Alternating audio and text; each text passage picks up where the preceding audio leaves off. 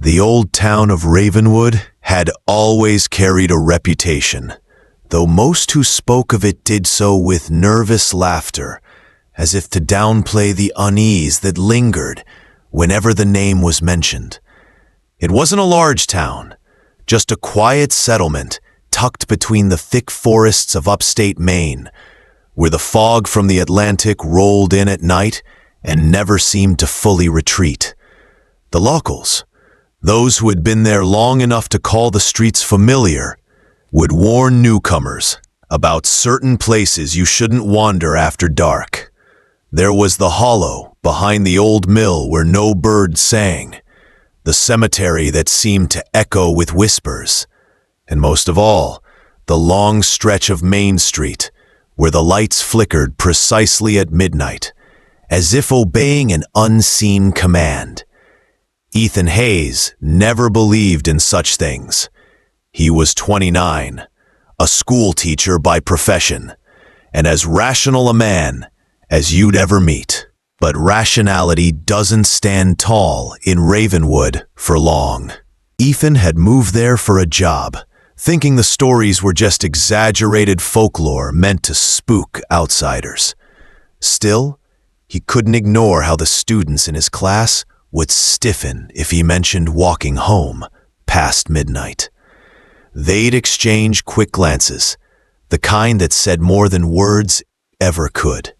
And one of them, a quiet girl named Claire Mason, had whispered something you wouldn't forget. "Don't ever say them. Not here." He tried to ask her what she meant, but she had only shaken her head and refused to explain.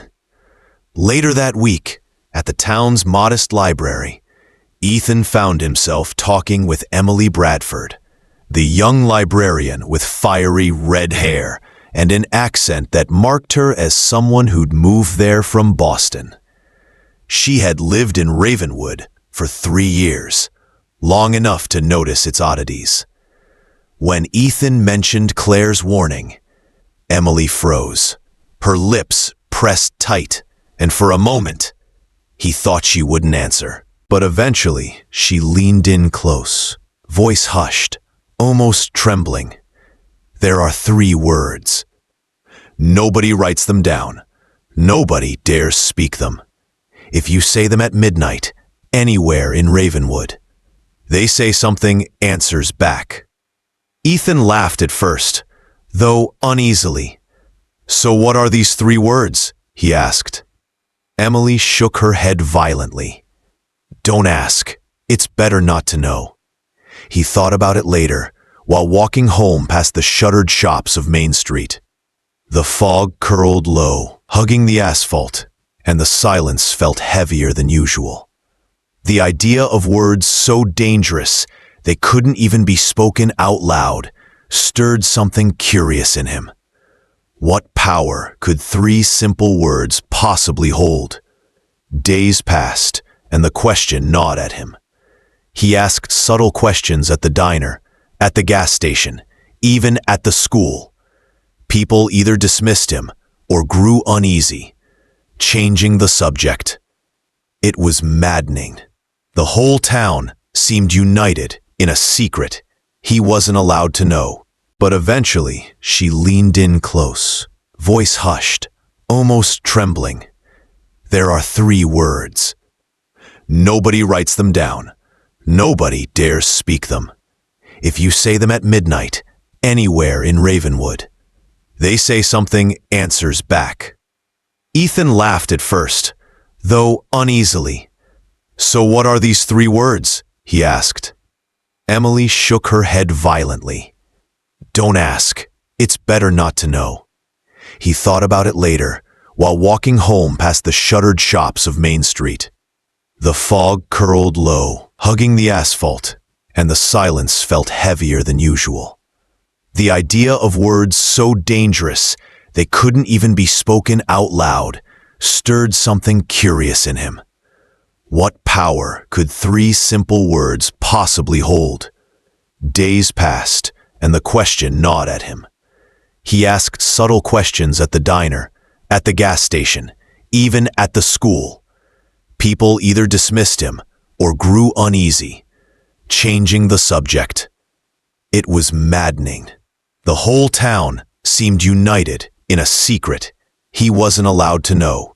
Finally, Ethan's determination pushed him into recklessness. On a Friday night, after grading papers, he met his friend Daniel Cross at the Ravenwood Tavern. Daniel was a contractor in his 30s, born and raised in town, but known for his rebellious streak. If anyone would speak, it would be him. After a few beers, Ethan pressed again. "Come on, Dan. What's the big secret? The 3 words at midnight. What are they?" Daniel leaned back, his face shadowed by the dim overhead light.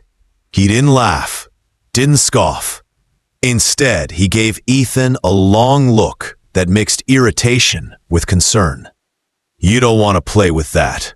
Trust me. It's not like some campfire story. People have vanished, Ethan. People I knew. They went poking around, thinking it was a joke. And now, their names on a plaque in the church. Accidents, they call them. But we know better." Ethan frowned. "If everyone knows better, then why not just leave? Move away." Ethan had moved there for a job, thinking the stories were just exaggerated folklore meant to spook outsiders. Still, he couldn't ignore how the students in his class would stiffen if he mentioned walking home past midnight. They'd exchange quick glances, the kind that said more than words ever could, and one of them, a quiet girl named Claire Mason, had whispered something he wouldn't forget. "Don't ever say them. Not here." He tried to ask her what she meant, but she had only shaken her head and refused to explain. Later that week, at the town's modest library, Ethan found himself talking with Emily Bradford, the young librarian with fiery red hair and an accent that marked her as someone who'd moved there from Boston. She had lived in Ravenwood for 3 years, long enough to notice its oddities. When Ethan mentioned Claire's warning, Emily froze, her lips pressed tight, and for a moment he thought she wouldn't answer. But eventually, she leaned in close, voice hushed, almost trembling. "There are 3 words. Nobody writes them down. Nobody dares speak them. If you say them at midnight, anywhere in Ravenwood, they say something answers back."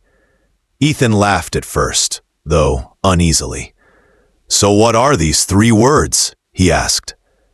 Emily shook her head violently. "Don't ask. It's better not to know." He thought about it later, while walking home past the shuttered shops of Main Street.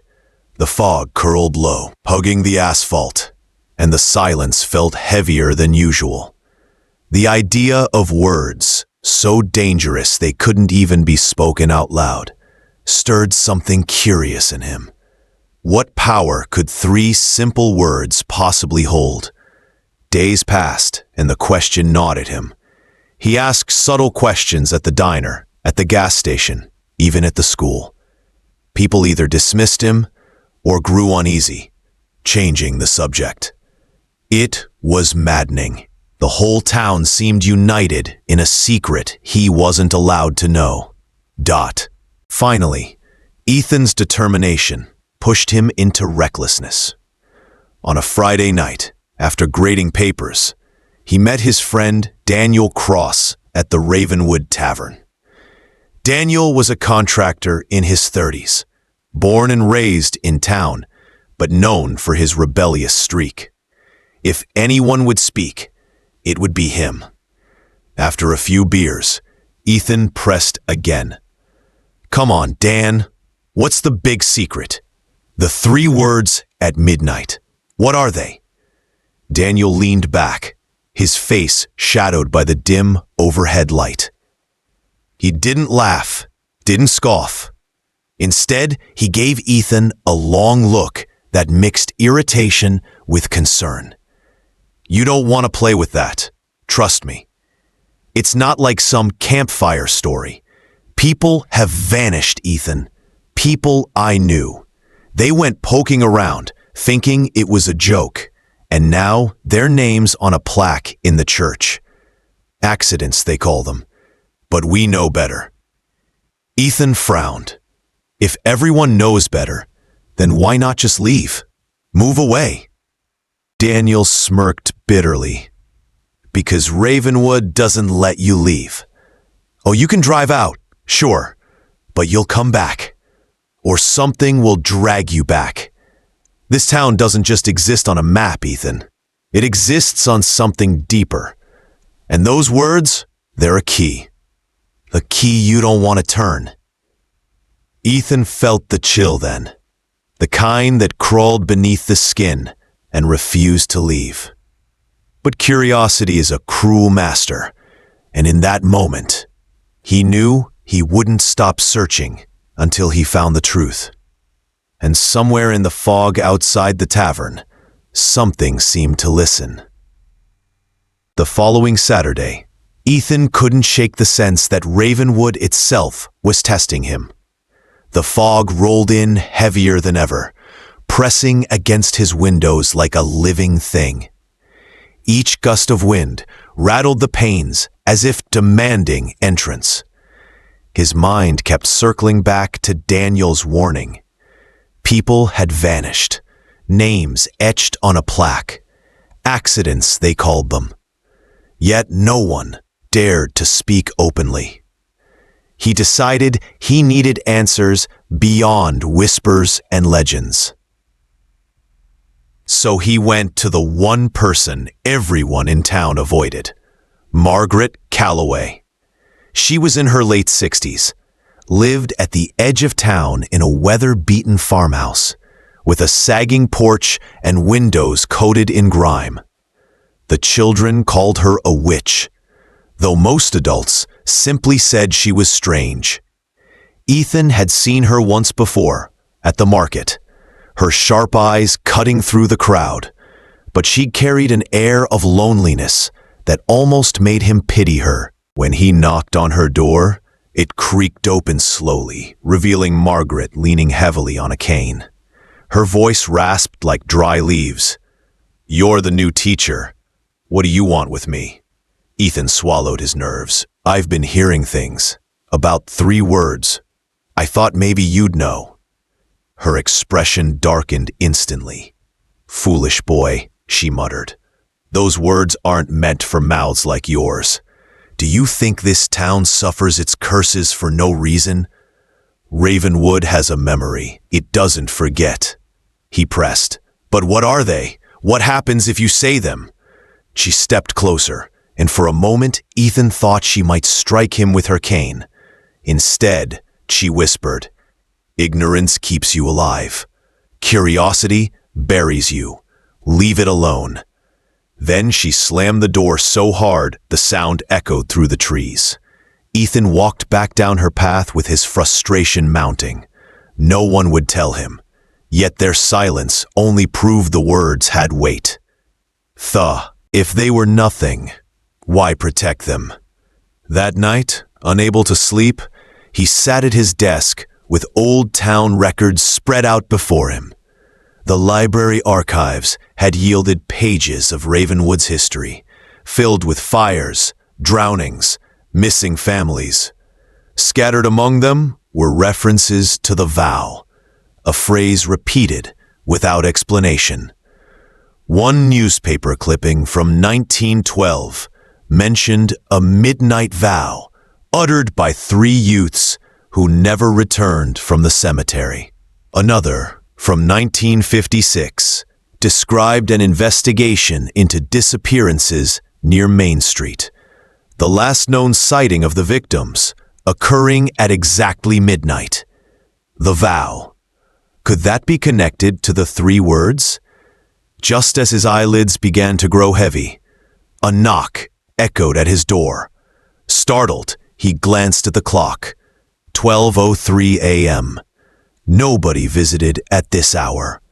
He crept toward the door and peeked out. The street was empty. Only the fog, pressed close, thick and unmoving. When he opened the door, he found no one, but on his doormat lay a folded piece of paper. His pulse quickened as he picked it up. Inside, written in hurried, slanted handwriting, were 3 words: "Do not ask." Ethan's stomach turned. Someone knew he was searching. Someone wanted to warn him off, or frighten him into silence. The next morning, he met Emily at the library again. She noticed the tension in his face and demanded to know what had happened. Reluctantly, he showed her the note. She paled. "You shouldn't have pushed this far. Once the town knows you're asking, it's already too late." "The town? Who left this? What are they so afraid of?" Ethan demanded. Emily's voice lowered. "Ravenwood isn't just cursed. It's bound. Bound to those words. I've never spoken them, and I never will. But I've read things. Old journals. People who dared write them down didn't just vanish. Their families were erased. It's like the town swallows the memory of them. All that's left are gaps, holes where a person used to be." Ethan shook his head in disbelief. "That's impossible!" "Then explain why," Emily shot back. "There are gravestones with no names, houses with no records of owners, classrooms with empty seats no one remembers filling. You think you're uncovering a mystery, Ethan, but the truth is Ravenwood erases anyone who gets too close. It protects its secret." The weight of her words pressed against him, but still the fire of curiosity burned. If the town protects the secret, then it must be hiding something powerful, maybe dangerous, but maybe it could be understood, controlled. Emily recoiled. That's how it starts. That's how every tragedy in Ravenwood began. Someone thinking they could outwit it. The vow doesn't forgive. It doesn't forget. Their argument ended abruptly when the library lights flickered, though the sky outside was cloudless and bright. Emily froze. "It's listening," she whispered. Ethan forced a laugh to steady himself, but deep down he felt it too. The town had ears, and it had just heard his defiance. Ethan tried to pretend that life could return to normal, but Ravenwood refused to play along. By Monday, his students were quieter than usual, their eyes drifting toward the clock. At lunch, Claire Mason slipped a folded map onto his desk without a word. When he opened it later, he saw a route through the woods behind the old mill, marked with a red cross and the note, "Tonight." He told himself he wouldn't go. Then twilight came early, and he found himself walking anyway. The path bent through fir and birch. He found Claire waiting near a rusted gate. She handed him a flashlight and said, "Don't speak unless I tell you." They moved along a narrow trail until the trees opened into a cramped clearing. A stone slab stood there, a foot above the ground, its surface cracked with moss. Candles ringed it, melted into the soil. Claire brushed away leaves to reveal carvings, triangles, circles, a teardrop shape repeated over and over. "What is this place?" Ethan asked. Claire winced. "Careful." She tapped the teardrop. "This is what the town worshipped before it had a name. Not a god, more like the shape of a bargain. When winter starved Ravenwood, they made a vow at midnight to keep their children alive. 3 words were spoken to seal it. Food came, luck returned, but every vow wants its interest." Ethan felt the air thicken. "What interest?" "Memory," Claire said. "It takes the ones who challenge it and eats the memory of them." "How do you know all this?" "My grandmother kept a journal," she said. "She survived because she never said the words, but she wrote about those who did. The last attempt to break the vow was in 1987. 3 friends met here. One was my uncle. My mother doesn't remember she ever had a brother. I found a photograph. 4 kids at a picnic table. In our house, there are only 3 chairs. Ethan swallowed.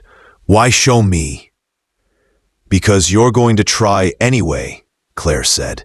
You'll either be taken or make things worse. But there might be a way to unmake the vow without speaking it. There's a second ritual, an annulment. Someone has to give up every trace of their past willingly, a chosen forgetting. If one person surrenders their story, the town releases the debt. That's not freedom, Ethan said. It's a door, she replied. A sound drifted through the trees. Not quite wind, not quite voices. Claire extinguished the candles. We're done. Midnight is near. Leave now. They parted at the gate. On the walk home, Ethan found Emily waiting on his porch. I tried your phone, she said. We need to talk. Inside, she confessed she'd gone back to the archives. I looked up you, she said. There's a note in the town clerk's ledger. A request to transfer your contract was denied because you're designated essential. I just teach English. Not to the vow, she said. It likes strangers who settle. He told her about the clearing and the choice Claire had offered.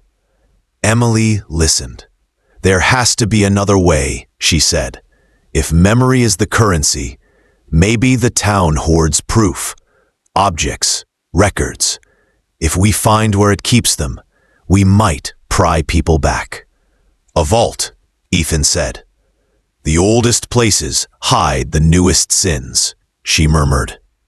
The electric substation on Willow Road was built over the original meeting hall. That's where we start. At 11:30, they parked a block away and walked under a lattice of wires. The fence had a service gate chained, but not locked. Inside, the substation hummed. Behind the transformers, a concrete building crouched with metal door and keypad. We're not getting through that, Ethan said. Emily produced a key ring. I volunteer for the historical committee. The 4th key turned. The door opened on stairwell leading down. The corridor below was lined with wooden drawers. Each was labeled with a date. Emily pulled one, June 3rd, 1974. Inside were photographs, receipts, a child's drawing of a blue bird, and a typed slip. Subject reclassified. Ethan's hands shook. This is the horde. Footsteps sounded above them. Emily met his eyes. We're not alone. Ethan killed the flashlight and pressed his back to the cool cinder block wall. The footsteps above paused, then scraped along the metal grating, slow and deliberate, as if whoever was up there wanted them to hear. Emily squeezed his arm, and he could feel her pulse. They slid into the shadows between rows of drawers. The substation's hum vibrated through the floor. Ethan's fingers brushed labels. August 22nd, 1999. April 14th, 2006. January 5th, 2018. Every date was a night cut from the world. We can't leave empty-handed, Emily whispered. Proof is the only anchor. Ethan opened a drawer marked October 17th, 1987. Inside lay 3 watches stopped at midnight, a photo of 4 teens by a lake, and a card with 3 blank lines. The emptiness where names should be made his stomach flip. Claire's uncle, he murmured. A bolt clanged above.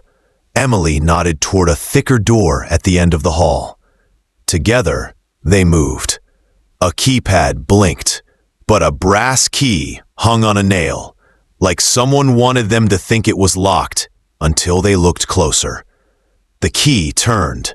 The door swung inward. Beyond, the air was colder. Boxes stamped with a teardrop symbol filled the room. Along the far wall hung a board of index cards, each with a date And the word kept. This is where the vow stores what it steals, Emily said. Not just objects, intentions, plans, futures. Ethan lifted a box, labeled with Daniel's last name. Inside sat a signed baseball, a plane ticket to Arizona, and a denial letter from a college Daniel never applied to. He was supposed to leave, Ethan said. The town kept him. ... It keeps all of us, said a voice behind them. They whirled. Daniel stood in the doorway, shoulders tense. I figured you'd end up here, he said. Everyone who asks eventually walks these stairs. You knew, Ethan said. Since I was 19, Daniel replied. I found the vault by accident and got caught. They made me a steward. Better to tend the thing you can't beat than be erased by it. Who's they? Emily asked. The committee. People who remember when they shouldn't. They pay to keep enough memory to maintain records. It's not power. It's maintenance. Then help us cut it down, Ethan said. Daniel's jaw worked. Cutting it down means breaking the vow. Break it, and the town loses the bargain it made to survive. It doesn't vanish. It unravels. If we pull the pin, what it held back rolls in. Or we find another way, Emily said. Claire told us about an annulment, a chosen forgetting. Daniel flinched. She shouldn't have. She trusted us, Ethan said. If one person gives up their story willingly, everyone else gets theirs back. Is it true? Daniel looked at the shelves. It's not rumor. Fragments of the old minutes say the annulment needs midnight, a witness, the words, and an offering. The volunteers' whole past. Not death, erasure of self. They live, but as no one they were. And if no one volunteers? Ethan asked. The vow keeps harvesting, Daniel said. Quieter now, more selective.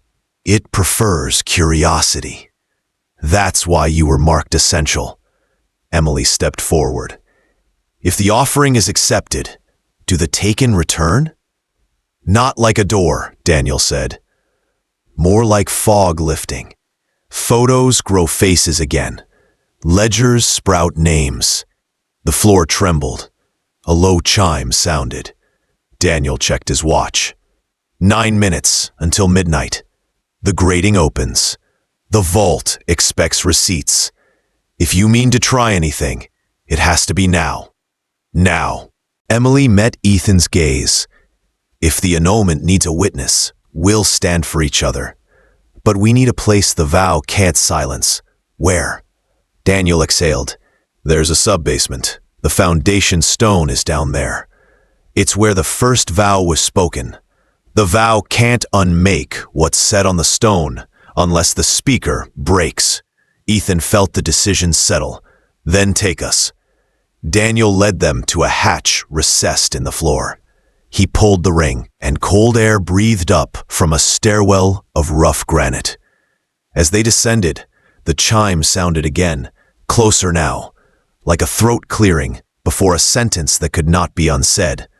The granite steps ended in a chamber cut from the earth itself. The walls were slick with condensation, and in the center sat a slab of black stone, polished smooth by centuries of hands. Faint carvings of the teardrop symbol surrounded it, glowing faintly as though lit from within. Ethan, Emily, and Daniel stood before it, the silence so heavy it pressed against their ribs. This is it, Daniel said. The foundation stone, where the first vow was spoken. Ethan traced the surface with his fingertips. It was colder than ice. So one of us speaks the annulment? Daniel nodded. 3 words at midnight, but not the vow, the counter phrase. I can tell you the structure, but I can't speak it myself. I'm bound as steward. Then what happens to the volunteer? Emily asked, though her voice already trembled with the answer. Daniel's eyes softened. Their history dissolves. Their name, their memories, everything that makes them who they are. They live, but like a book with all its pages torn out. Ethan felt his throat tighten. But the town is freed? That's the bargain, Daniel said. A deep hum shivered through the chamber. Midnight was near. Ethan looked at Emily. Her eyes glistened with a mixture of fear and resolve. "Don't you dare," he said. "You're not doing this." She shook her head. "Ethan, you don't have family here. You can leave. I can't. This town has taken enough from me already. If giving myself ends it, then at least it won't take anyone else." He gripped his shoulders. "No, we'll find another way. We can't just—" The hum deepened, rattling loose stones. Daniel said urgently, "The vow is listening. Decide now. If no one speaks, the harvest begins again." A shadow pooled in the corners of the chamber, thick and oily. Whispers filled the air, words Ethan couldn't understand, like syllables spoken backward. The vow was arriving to collect. "If it has to be someone," Ethan said, voice shaking, "let it be me." Emily's breath caught. "You can't. You're not even from here." "Maybe that's why it should be me," he replied. "I don't carry generations of ties. I came here with nothing but a job and a rented house. If my story vanishes, who really suffers?" Emily gripped his hand. "I would." The words hit him harder than the cold air. For a heartbeat, he thought of all the little things they'd shared in only a few weeks. Coffee in paper cups, debates over books, late walks home. Maybe that was a story worth keeping. Daniel glanced at his watch. 60 seconds. The shadows thickened, curling toward them. Ethan felt the stone's chill spread into his bones. Emily's tears glistened in the faint glow. "I love this town," she whispered, "but I won't let it eat you. It's mine to end." She pulled free and stepped onto the slab. Daniel started forward, but Ethan held him back. "We can't stop her." Emily closed her eyes as the whispers surged. "Tell me the counterphrase." Daniel's voice was hoarse. "You must say, 'I release you.'" 3 words, the inverse of the vow. The chamber quaked as the final chime rang midnight. Emily's voice rose clear and steady, though the air tried to swallow it. "I release you." The glow in the carvings flared white. The shadows recoiled with a hiss like steam hitting fire. The hum broke into silence. Emily staggered. Her eyes, once filled with memory, were suddenly vacant.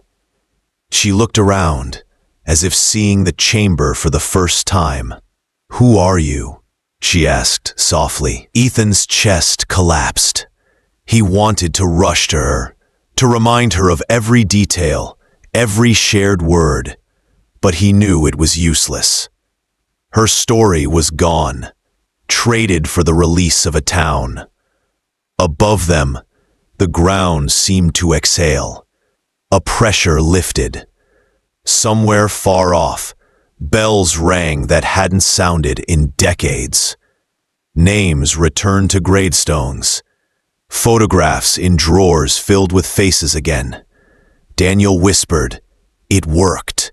Ethan held Emily as she trembled. She didn't resist. But the victory felt like ashes in his mouth. Then a new sound trickled into the chamber. A laugh. Not Emily's, not Daniel's. It seeped from the cracks in the stone, low and deliberate. "Did you think freedom came without cost?" the voice asked, echoing against the walls. Ethan froze. Daniel swore under his breath. "The vow is broken," he said. But something else just woke up. The laugh reverberated through the stone chamber, deep and metallic, as if it had been trapped there for centuries, waiting for this moment. Ethan tightened his grip on Emily, who blinked at him with blank confusion, unaware of what she had just sacrificed. Daniel raised his flashlight, sweeping the shadows. The carvings on the walls no longer glowed. They pulsed like veins under skin. "We ended the vow," Ethan said, forcing steadiness into his voice. "So what is that?" Daniel's jaw clenched. "The vow wasn't a god. It was a lock, and we just snapped it open." A fissure cracked across the slab, splitting the black stone down the center. A rush of cold air spilled out, carrying the scent of brine and decay. Ethan staggered back, pulling Emily with him. She looked at the fracture with the wide-eyed wonder of a child seeing snow for the first time. She didn't remember the danger, and in some twisted way, that innocence shielded her from fear. Daniel cursed under his breath. There are things older than bargains. Ravenwood bound one of them under this stone. The vow kept it sealed in exchange for memory. Now the debt is gone, and so is the lock. The voice rose again, clearer now. Names, faces, vows. They kept me sleeping. You woke me. Ethan shouted into the dark. "Who are you?" The reply was almost gentle. "I am what the first hunger prayed to.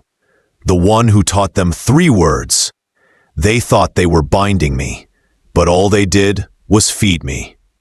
The laugh followed, rolling like distant thunder. ... The chamber shook. Dust rained from the ceiling. Daniel grabbed Ethan's arm. "We have to get out. Now." They scrambled up the stairs. Emily stumbled, unsteady, and Ethan half carried her. The hum of the substation above had stopped, replaced by silence so absolute it pressed against their ears. When they burst into the upper corridor, the drawers along the walls hung open. Their contents, photographs, trinkets, letters, floated in the air as though caught in an invisible current. Faces in the photos twisted, mouths opening in silent screams. Emily reached for one. Ethan caught her hand. "Don't touch them." Daniel led the way to the hatch, but the stairwell up to the surface was filled with fog, thick and opaque, swirling with shapes that looked almost human. Ethan heard voices whispering from within, fragments of sentences. "You took what was ours. You broke the chain. We are remembered." "It's not just the freed memories," Daniel said. "It's what was chained with them." A figure stepped out of the fog. Ethan recognized him instantly. Claire's uncle, the boy from the photo. He was grown now, but his eyes were hollow, his movements wrong, like a puppet tugged by too many strings. Behind him, more figures emerged. Townsfolk who had vanished decades ago. Their faces returned, but their humanity gone. Emily gasped. "They're back." "No," Daniel said grimly. "There's something else." The figures advanced. Ethan looked around desperately. "We can't fight them." "We don't," Daniel said. "We get to the bell tower. It's the highest point in town. The old record said the bell was consecrated before the vow. If anything can hold them back, it's that." They bolted through the fog, pushing past the half-formed figures. Emily clung to Ethan's arm, asking questions he couldn't answer. "Where are we? Why are they following us? Who are you?" Every word tore at him, a reminder of what she'd lost. They reached the surface. Ravenwood was no longer quiet. Lights in houses flickered like candle flames. Streets shifted underfoot, as if the town itself were breathing. Shadows leaned the wrong way, stretching against the light. And above it all, the sky churned with dark clouds, despite the absence of wind. The bell tower loomed in the distance, its spire cutting through the fog. Ethan and Daniel half-dragged Emily toward it, weaving through streets that seemed unfamiliar, buildings rearranged by forces unseen. Townspeople stumbled from their homes, some crying in relief at seeing lost loved ones return, only to recoil when those loved ones smiled, with teeth too sharp and eyes too empty. "They don't understand," Ethan muttered. "They think this is salvation, and it will eat them alive," Daniel replied. A shriek split the night. The figures from the vault were converging, drawn toward the three of them. Their steps were soundless, but the air grew heavy with each movement, as if reality itself bent to let them pass. Ethan's lungs burned. Emily stumbled again, and he scooped her into his arms. "Keep running," Daniel urged. When they reached the base of the bell tower, the heavy oak doors were chained. Daniel pulled a crowbar from his pack and jammed it into the links. With a grunt, the chain snapped, and they shoved the doors open. Inside, the spiral staircase wound upward into darkness.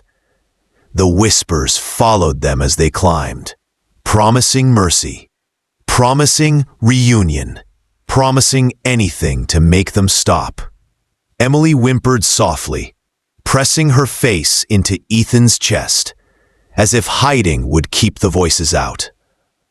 Halfway up, the tower shuddered. The bell above gave a single mournful toll, unbidden, the sound rolling across Ravenwood like thunder. Outside, the figures howled, retreating momentarily from the vibration. Daniel looked back at Ethan, sweat streaking his face. "That bell is the only chance we have to bind it again. But we'll need more than ringing. We'll need a vow of our own." Ethan and Daniel pushed higher, the spiral staircase groaning under their weight. Emily clung to Ethan, her vacant eyes reflecting the faint moonlight leaking through narrow windows. Each step felt heavier as the air thickened, charged with the pressure of something vast pressing against the walls. When they reached the belfry, the great bronze bell loomed above them, green with age, a relic from before Ravenwood's founding. Ropes hung, frayed but intact, coiled like snakes waiting to be pulled. Daniel doubled over, panting. "This is it. We can't outrun what's coming. The only thing older than the vow is a vow made here, consecrated words under the bell." Ethan shifted Emily into a corner, her breathing shallow, her gaze searching his face for recognition she no longer had. "What kind of vow?" he demanded. "One that binds by choice," Daniel said. "Not fear, not bargain. A promise freely given." Below, the streets, the half-formed figures, filled Main Street, their heads turning upward toward the tower, as if one mind directed them. Their whispers grew into a chant, syllables bending backward, the same cadence that had cracked the foundation stone.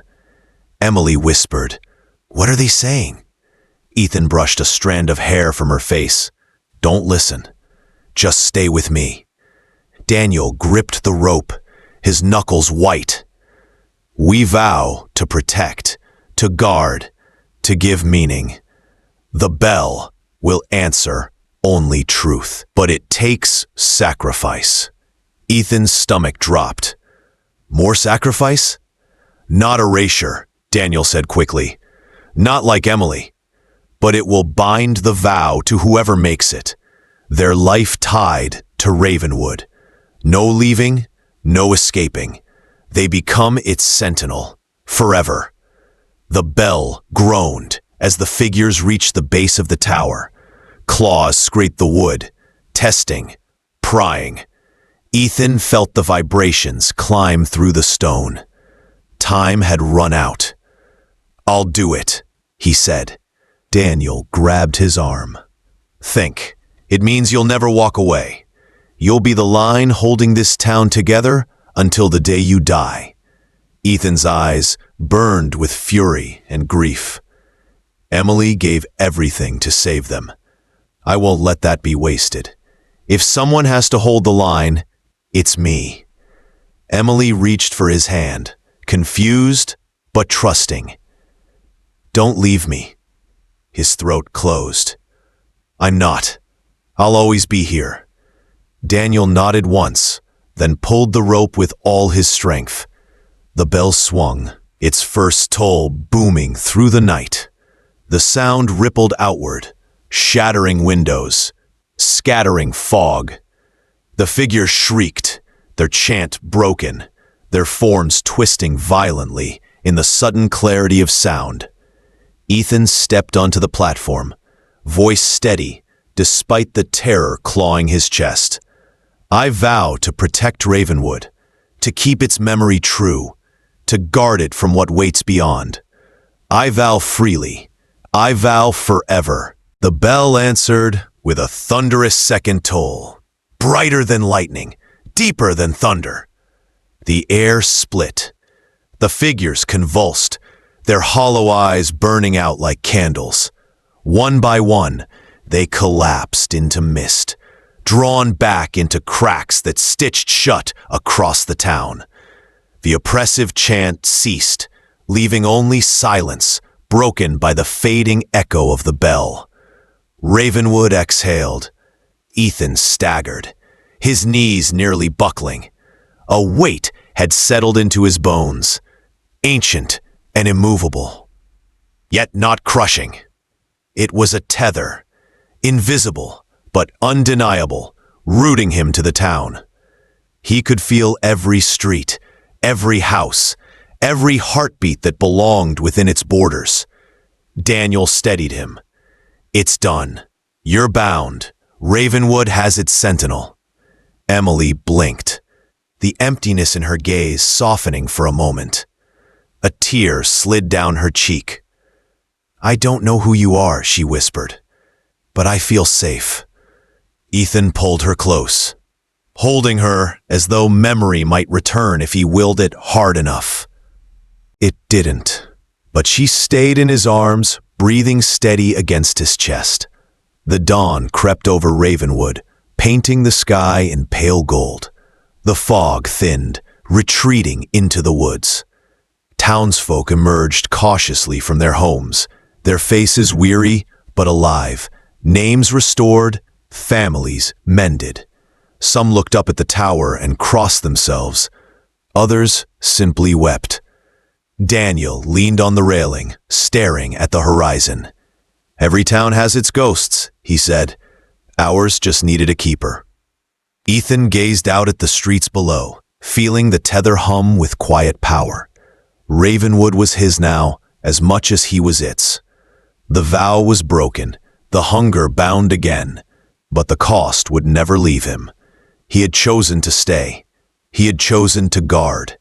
And deep in the silence after the final toll, the bell whispered back to him, words only he could hear. Sentinel, stand watch. Sentinel, never sleep. Sentinel, never leave. Ethan closed his eyes. Ravenwood would endure. And so would he, bound to it, until the last echo faded. And so Ravenwood breathes again, but its freedom came with a price. Some say when the bell tolls alone in the dead of night, it isn't the wind that swings it, but the sentinel keeping watch, bound forever to guard a town that can never truly sleep.